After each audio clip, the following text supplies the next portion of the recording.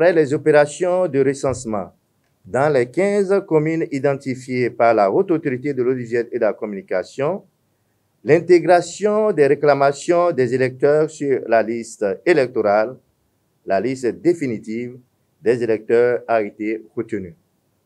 De même, celle des candidats aux élections du 9 juin 2024 a été validée sur la base du rapport de l'opération d'enregistrement et d'étude des déclarations de candidature transmises par le directeur général des élections au président de la HAC. Au demeurant, 13 candidats ont été définitivement retenus. Ces derniers ont été invités au tirage au sort en vue du positionnement de leur logo sur le bulletin unique de chaque catégorie. C'est le lieu et le moment de remercier le président de la République et son gouvernement pour avoir joué leur partition afin que ces élections se déroulent dans les conditions optimales. Mes remerciements s'adressent également au président de la Sénat, à tous ses collaborateurs, aux conseillers et aux cadres de la Haute Autorité de l'audiovisuel et de la communication pour leur disponibilité constante. Mesdames et messieurs les candidats, la campagne électorale se déroulera du vendredi 24 mai à minuit au vendredi 7 juin 2024 à minuit, selon les dispositions de la décision numéro 24-026/HAC du 15 mai 2024 portant réglementation de la période de la campagne. Pendant cette période, seuls les candidats ou leurs représentants dûment mandatés sont autorisés à faire campagne sur toute l'étendue du territoire national. Nul n'a le droit d'empêcher ou d'intimider de quelle manière que ce soit un candidat faisant campagne dans le respect des dispositions de la décision portant cadre juridique et de celle de campagne. Toutes catégories confondues sont tenues de communiquer 24 heures à l'avance à la HAC la programmation des émissions et ou débats, ainsi que de tout élément en lien avec l'élection des représentants des professionnels des médias devant siéger à la HAC pour la 7e mandature. Chers professionnels des médias, je vous recommande de veiller rigoureusement à l'accès égalitaire aux médias de service public et à l'accès équitable en ce qui concerne le secteur privé. J'invite enfin les agents du bureau de vote et les superviseurs à faire montre d'engagement et de vigilance lors des élections. Que chaque acteur joue sa partition avec tout le professionnalisme requis et un sens aigu des valeurs républicaines. C'est sur ces mots que je déclare ouverte la campagne des élections des représentants des professionnels des médias devant siéger à la Haute Autorité de l'audiovisuel et de la communication pour la 7e mandature. Comme ici, un Béninois, on ne refuse pas. Mais il a affirmé, confirmé certaines choses, reproché certaines choses. Comme Seba ne s'est pas soulevé aujourd'hui en train de parler en l'air. Non, il a déjà venu visiter le pays d'abord. Regardez certaines choses. Suivez-moi bien, monsieur le journaliste. Le Niger, en voyant, a ses services de renseignement partout. Le Bénin aussi a ses services de renseignement partout. Ce que Kemi Seba a dit, je ne peux dire oui ni non.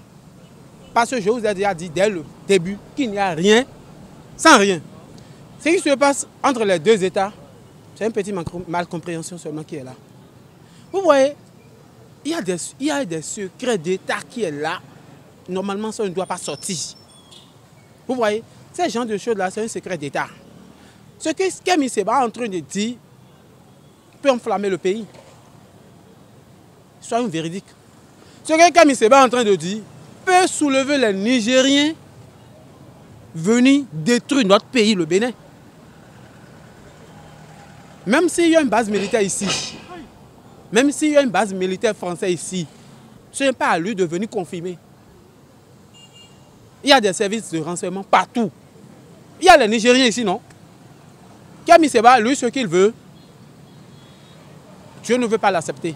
Ces propos de M. Kémi Séba, président du mouvement Urgence panafricain, vraiment, si il n'y avait pas une tension entre le Bénin et le Niger, bon, ça aurait passé inaperçu. Mais à un moment où les deux pays cherchent l'apaisement, sortir dit que le Bénin abrite les légionnaires français, noirs, les légionnaires noirs. Et vraiment, à un moment où nous, on a besoin du calme, je pense que ce n'est pas bien, quoi. Il aurait dit ça avant la crise, nous on ne l'aurait pas condamné. Il aurait dit ça après l'apaisement, tout et tout, nous on ne l'aurait pas condamné. Parce que le truc peut enflammer les deux pays. Tout d'abord, Kémi Séba est un homme responsable. C'est un Béninois de nationalité. Et tout ce qui touche ce pays le touche aussi. Parce qu'il y a ses frères, il y a sa famille ici aussi. S'il a sorti des propos, je ne suis pas témoin de ces propos parce que je ne sais pas s'il a fait des enquêtes, s'il y a des preuves. Aujourd'hui, nous voulons des preuves. Il y avait des spéculations, des gens disent des choses, le gouvernement qui vient toujours démentir. Mais aujourd'hui, si un homme de calibre de Kémi Séba parle pour son peuple et fait sortir des choses, allez vérifier. Allez vérifier d'abord. Parce que ce n'est pas des propos qui doivent sortir en l'air. À mon humble avis. Ce n'est pas des propos qui doivent sortir en l'air. C'est un homme responsable qui touche des sphères, qui est parti si loin dans la politique, dans les stratégies. Donc, bon, si il faut l'interpeller, bon, interpellons-le. Le gouvernement est là. Si le gouvernement ne se reproche rien et sait qu'il n'y a pas ce genre de choses dans ce pays, dans son pays, sur notre territoire, il l'interpelle. Pas forcément au Bénin. Il peut l'interpeller à l'international. Vous savez, nous sommes dans un pays où on a enfermé des gens parce qu'ils ont parlé. Aujourd'hui, on ne veut plus qu'on enferme quelqu'un parce qu'il a parlé. Nous sommes des Béninois. Et le problème béninois nous concerne tous. Et nous avons tous nos avis à donner. On ne peut pas avoir peur de ce qu'on a à dire. C'est ça le problème. Nous sommes dans un pays dit démocrate. Nous sommes dans un pays dit démocrate. Donc, nous devons savoir laisser parler les gens. Agbenossi, pour ceux qui le connaissent, c'est un haut fonctionnaire, un fonctionnaire international, un cadre mérite. Agbenossi, c'est un grand diplomate qui a l'expérience de la diplomatie, un consultant international qui a fait des propositions concrètes, des propositions au chef de l'État béninois. On a suivi un peu le feuilleton au lendemain de ces propositions faites par l'ancien ministre Aurélien Agbenossi. Et on a vu que le président béninois a reçu une délégation de la Chine. Une délégation de la Chine a été reçue. Et le même jour, le top a été donné par le président béninois. On a constaté que son actuel ministre des Affaires étrangères, le ministre qui a en charge tout ce qui concerne les mines en République du Bénin, je vais parler de Sambi Adambi, une forte délégation gouvernementale s'est rendue sur les lieux pour procéder à la levée, bien sûr, à la levée de l'embargo. Une chose est claire, pendant un an, il y a la Chine qui a avancé plusieurs milliards de francs CFA en termes d'avance, en termes d'acompte pour l'achat du pétrole brut de la part de la Chine. Ce que le Bénin gagne dans cette affaire, c'est le transit. C'est le transit parce que, vous savez, l'embarquement, le dédouanement au niveau de nos côtes ici, c'est plusieurs millions de francs CFA. C'est vrai, on nous parle en moyenne par jour de 27 millions de francs CFA Combien de jours ça fera, je ne saurais le dire. Une chose est claire, c'est un partenariat gagnant-gagnant, un partenariat économique entre les deux États frères qui hier sont des États siamois. Aujourd'hui, je pense quand même que même s'il y a un petit différend entre ces deux États, entre le Bénin et le Niger, avec les interventions des uns et des autres, avec les propositions, les suggestions des autres chefs d'État, des anciens ministres des Affaires étrangères, en l'occurrence, si vous suivez même Aurélien Agbenossi qui a fait des propositions concrètes, et je pense que ces propositions sont en train d'une manière ou d'une autre de porter déjà leurs fruits. Et si cette rencontre doit se tenir dans quelques semaines, je vais parler de la rencontre entre l'État béninois et l'État du Niger, c'est à mettre à l'actif des deux peuples. Parce que notre diplomatie en a besoin.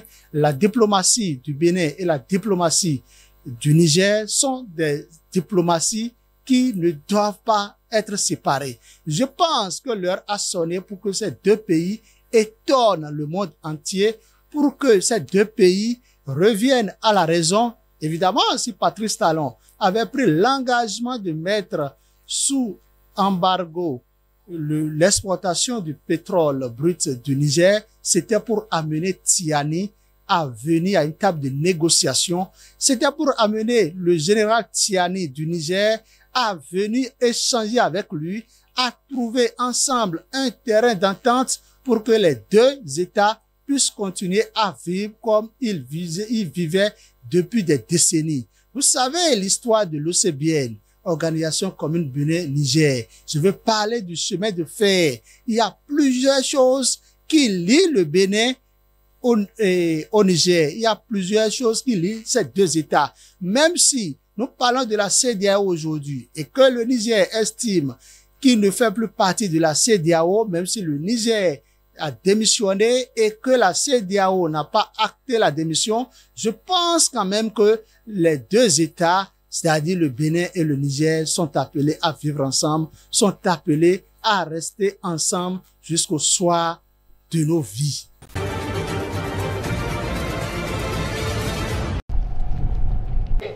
Le chef militaire du Burkina Faso restera en fonction pendant 5 années supplémentaires à compter du 2 juillet 2024. Cette mesure intervient après la signature d'une nouvelle charte à l'issue des travaux des Assises nationales qui ont pris fin samedi dans la soirée. Le président de la transition, le capitaine Ibrahim Traoré, s'est vu attribuer le titre de président du Faso et chef suprême des armées selon la synthèse du document livré par le président du comité d'organisation, le colonel Moussa Diallo. Des représentants de la société civile, des forces de sécurité et de défense et des législateurs de l'Assemblée de transition ont participé aux discussions à Ouagadougou, mais la plupart des partis politiques ont boycotté l'événement, justifiant leur boycott par la suspension des activités des partis politiques depuis le 30 septembre 2022, date de la prise de pouvoir du capitaine Ibrahim Traoré. Le Burkina Faso fait partie d'une liste de plus en plus longue de pays d'Afrique de l'Ouest où les militaires ont pris le pouvoir, accusant les gouvernements élus de ne pas avoir tenu leurs promesses. La junte s'était fixée pour objectif d'organiser des élections pour que le pays retrouve un régime démocratique d'ici juillet 2024.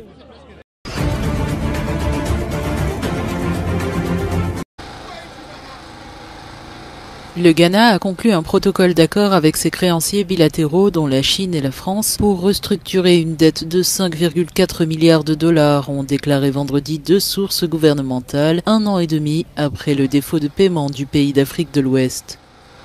Le protocole d'accord ouvre la voie à l'approbation par le conseil d'administration du Fonds monétaire international du déboursement de 360 millions de dollars dans le cadre du programme de renflouement triennal du Ghana d'une valeur de 3 milliards de dollars qui devrait intervenir le mois prochain. L'économie ghanéenne a commencé à reprendre avec une croissance de 2,9% en 2023, dépassant les 2,3% prévus par le FMI. Le Ghana est le deuxième pays d'Afrique après la Zambie à faire défaut du paiement de la majeure partie de sa dette extérieure de 30 milliards de dollars pendant la pandémie, alors que l'exportateur d'or, de cacao et de pétrole s'efforçait de sortir de la pire crise économique qu'il ait connue depuis une génération.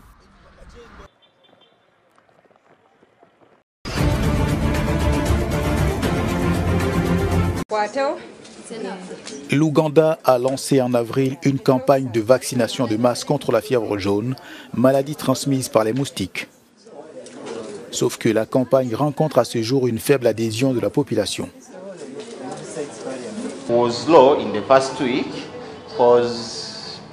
C'était faible pendant les dernières semaines parce que les gens se demandaient pourquoi le gouvernement lançait une campagne contre la fièvre jaune, car ils avaient l'impression que le gouvernement voulait leur donner des vaccins périmés.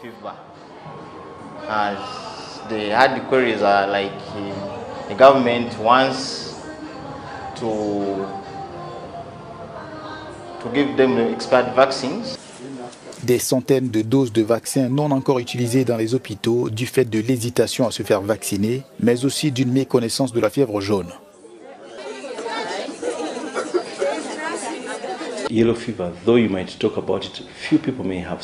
La fièvre jaune, on en parle, mais peu de gens l'ont vue ou vu un patient atteint ou mort de la fièvre jaune. Par exemple, comme pour le paludisme, presque tous les ménages savent de quoi vous parlez. Mais la fièvre jaune n'est pas pareille. Même si la menace peut être plus grande, il est encore difficile d'éduquer le public. Car si je n'ai pas vu la maladie, si je n'ai pas vu un voisin atteint de la maladie, si je n'ai pas vu quelqu'un qui est mort de la maladie, je ne me sens pas menacé. Even more difficult because if I've not seen the disease, I've not seen a neighbor with the disease, I don't know of anyone who has died of the disease, somehow I have the feeling that I'm not at threat. L'Institut national américain de la santé est pourtant formel quant à la fiabilité du vaccin contre la fièvre jaune depuis 1937.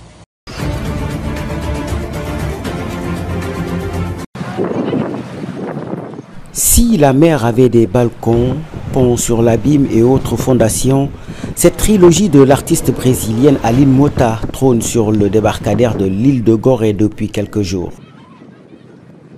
Cette exposition intitulée Brésil et Afrique, une histoire partagée, replonge dans le passé colonial commun aux afrodescendants comme l'auteur.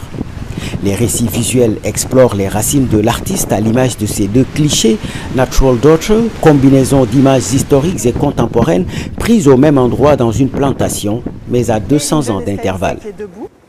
Et ici, on retrouve Claudia Mamédé, qui est une femme qui habite aujourd'hui dans la plantation, qui est une afrodescendante et qui a pris la place de la fille du maître, qui s'est assise, et également qui se tient debout à la place de l'esclavisée.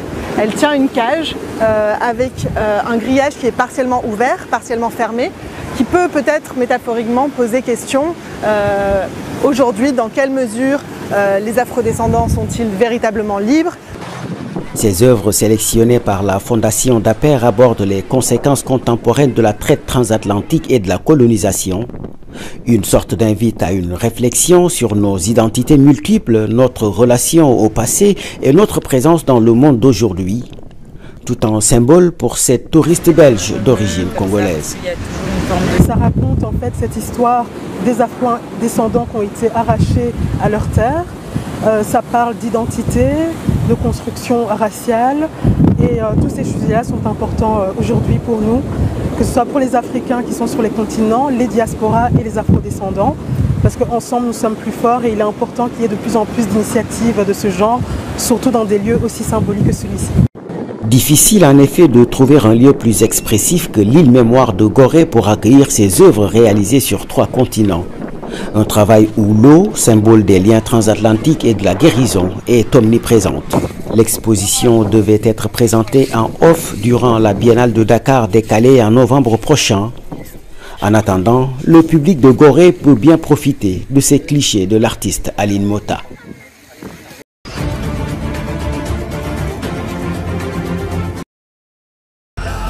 En Afrique du Sud, Cyril Ramaphosa s'est exprimé devant des dizaines de milliers de partisans vêtus aux couleurs de l'ANC, le Congrès national africain au pouvoir. Le président sortant espère rallier les électeurs indécis à son parti en insistant une nouvelle fois sur les progrès accomplis depuis la fin de l'apartheid et en promettant de lutter contre la corruption et le chômage.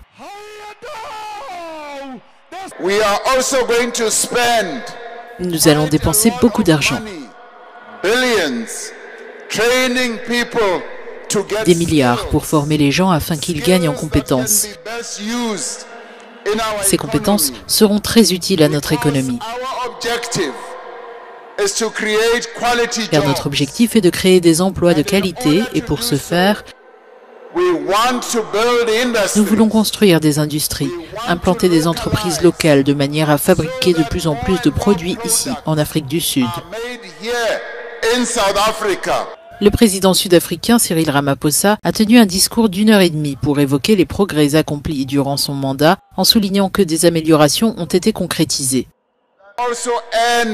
Nous allons mettre fin au délestage. Nous allons achever le travail,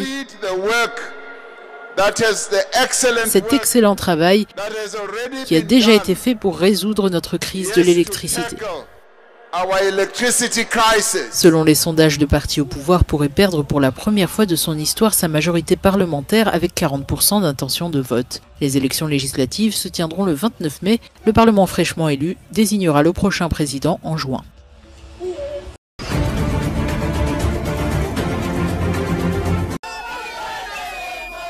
Les partisans du Congrès national africain, l'ANC, le parti au pouvoir en Afrique du Sud, sont arrivés par milliers au stade de Johannesburg samedi pour un dernier rassemblement préélectoral. Ces militants sont confiants dans une victoire sans appel de Cyril Ramaphosa.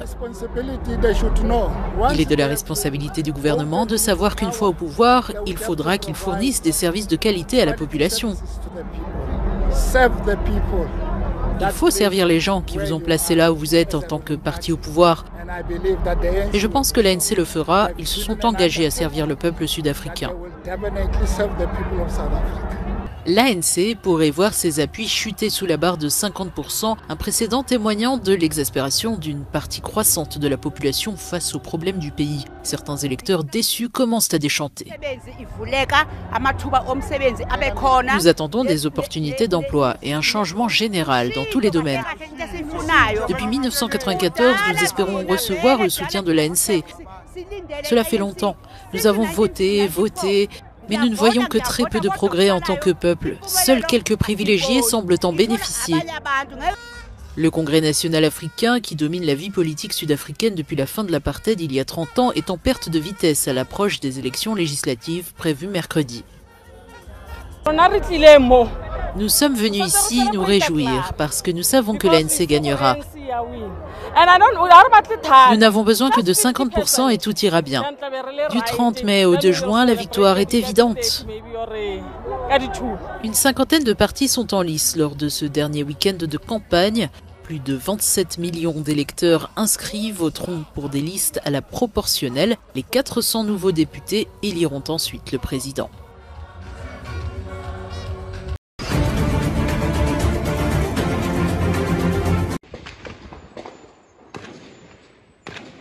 Une équipe de policiers kenyans envoyés en mission de reconnaissance en Haïti rentre au Kenya après avoir préconisé un report du déploiement de la force multinationale anti-gang. Le président kenyan William Ruto a confirmé que le déploiement prévu avait été retardé de 3 semaines pour des raisons logistiques. Cette mission soutenue par l'ONU doit épauler la police haïtienne dans la lutte contre les gangs qui terrorisent la population et contrôlent en grande partie la capitale Port-au-Prince. Selon un haut fonctionnaire kényan qui a préféré garder l'anonymat, la base où la police opérera n'est construite qu'à 70%. Il faut par ailleurs trouver des entrepôts sécurisés pour l'armurerie ainsi que des véhicules avant que le déploiement des 200 premiers policiers kényans soit effectif. Les États-Unis contribueront à hauteur de 300 millions de dollars à cette force multinationale qui comprendra 1000 policiers kényans et d'autres provenant de la Jamaïque, des Bahamas, d'Antigua et Barbuda et d'autres pays. Depuis des décennies, Haïti souffre de la pauvreté, de l'instabilité politique et des catastrophes naturelles. Vendredi, la Maison-Blanche a déploré la mort de 3 personnes, dont un couple de missionnaires américains tués dans une attaque de gang.